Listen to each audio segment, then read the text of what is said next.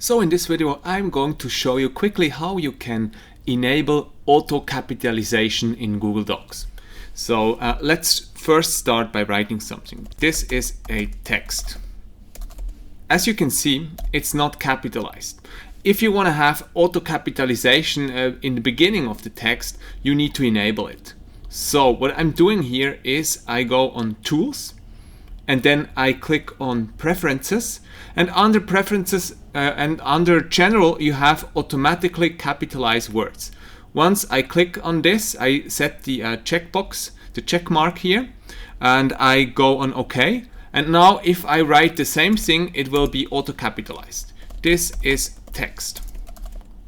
As you can see, the T here in this is auto-capitalized because I enabled it. You can also disable it. I think generally it will be enabled. If not, now you know how to do it. If you want to get better at Google Docs, please follow this channel. Thank you so much for watching and goodbye. Bye bye.